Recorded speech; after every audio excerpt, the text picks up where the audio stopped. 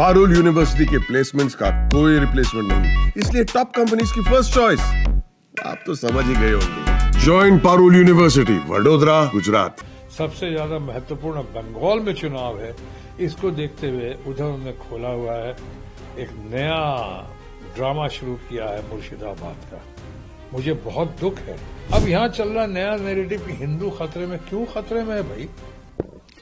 देखिए, मुर्शिदाबाद में जो हुआ है या जो कराया गया है, मुझे लगता है कि एक सोची समझी राजनीति या सोची समझी साजिश के तहत है। ये इंसानी जिंदगी से खेला जा रहा है और हमारे भारतीय जनता पार्टी के मित्रगण जो हैं, अब लगता है उनको बंगाल में कोई काम नहीं रह गया है कि एक ही मुद्दा उनके लिए किसी तरह से दीदी को, खासकर ममता जी को, जो आज देश के अंदर सबसे ज्यादा लोकप्रिय तो हैं ही, कद्दावर हैं, सबसे प्रोमिनेंट हैं, सबसे इम्पोर्टेंट लीडर हैं ममता बनर्जी, लेकिन साथ ही साथ ये भी महसूस करते हैं लोग कि देश में अभी एक ही महिला मुख्यमंत्री है और उसके साथ साथ महिला मुख्यमंत्री का जो करिश्मा देखा है उन्होंने कि आज तक भारतीय जनता पार्टी कुछ भी कर ले उसके बावजूद अपनी जगह नहीं बना पाई है।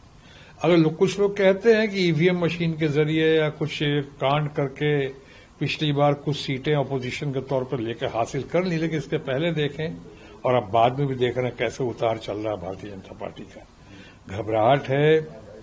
ये पहले शुरुआत की इन्होंने, अगर आपको याद है, दीदी का अपमान करने की, दीदी ओ दीदी ओ दीदी ओ दीदी, हमारे मित्र और माननीय प्रधानमंत्री नरेंद्र मोदी जी खुद ही कर रहे थे। बड़े ताज्जुब की बात थी कि इतने बड़े गरिमा वाले पद पे रह के हमारे प्रधानमंत्री जी इस तरह की बातें करते हैं कि इतना मखौल, इतना मजाक उड़ाने की कोशिश की दीदी ओ दीदी ओ दीदी करके, और बगैर बात के, बगैर कोई इश्यूज के, बगैर किसी विषय की गहराई के इतना बोलते गए। बंगाल की जनता ने उनका मुंहतोड़ जवाब दिया और जो कह रहे थे कि स्वीप करेंगे, और उनके लोग ये कह रहे थे, हमारे चाणक्य जो हैं, तथाकथित चाणक्य, हमारे मित्र अमित शाह, वो कहते थे 2/3 मेजोरिटी लेके आएंगे और इस बार 200 से ज्यादा सीटें बंगाल में लेके आएंगे। वो दीदी और दीदी ये तमाम मखौल के बाद 200 तो आई, लेकिन वो ममता बनर्जी जी की आई, उनके पाले में गई, उनसे ज्यादा, बहुत ज्यादा सीटें 200 से, और इनके परखच्चे उड़ गए। उसके बाद आप याद करें, कि पूरे देश में एक ही था जो उपचुनाव, वो बंगाल में हुआ था, आसनसोल में, जिसमें कि मैं, आपका योर्स ट्रूली, मैं वो चुनाव लड़ रहा था और मुझे लड़ाया गया था। मैं ममता जी के आदेश को अध्यादेश मानकर उस चुनाव में आया और वहां पे तमाम हरकतें, तमाम बीजेपी के लोग, तमाम क्या नहीं करते हैं, क्या नहीं किया, क्या नहीं कर सकते थे, जो नहीं किया, उसके बावजूद हमारी जीत हुई। वो ममता जी के नेतृत्व में 2/3 मतों से ज्यादा, यानी एक नया रिकॉर्ड कायम करते हुए उपचुनाव में हम जीते वहां पे, और बहुत अच्छी तरह जीते। रिकॉर्ड आप तमाम लोगों को पता है। उसके बाद फिर जब चुनाव आया तो संदेश खाली का मुद्दा उठाया।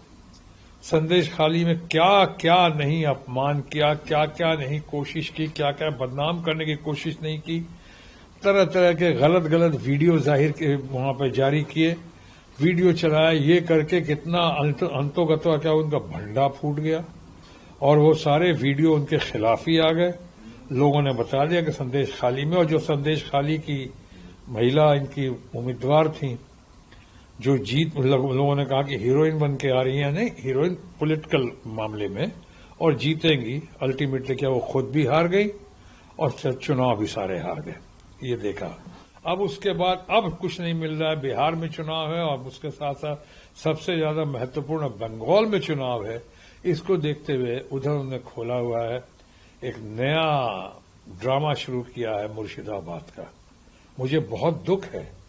ये जहां भी है, ये मुस्लिम बाहुल्य, अगर कोई सही माने में कहें तो मुर्शिदाबाद भी एक एरिया है, लेकिन आप देख रहे हैं वहां जो मृत्यु हुई है, जो बहुत दुखद है, नहीं होना चाहिए। कहीं दंगा फसाद तो होना ही नहीं चाहिए, किसी की मृत्यु नहीं होनी चाहिए।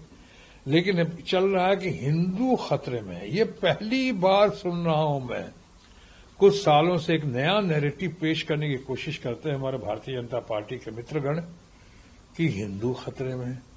आप 100 करोड़ के करीब रहते हैं यहाँ पे, आप करीब 20-25 करोड़ रहते हैं यहाँ पे मुसलमान, हमारे मुस्लिम फ्रेंड्स या उनका मुस्लिम परिवार। अब आप वो उनका तो सुनते आते थे, पहले उनका सुनते आते थे कि सो वो मुस्लिम इस्लाम खतरे में है चाहे मुस्लिम खतरे में।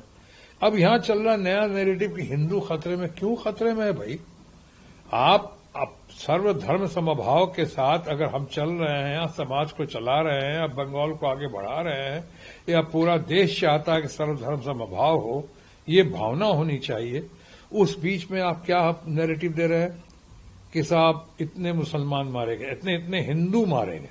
हिंदू नहीं मारे गए, मुसलमान भी नहीं मारे गए, सबसे पहले भारत मां की संतान मारे गए, हमारे अपने लोग मारे गए।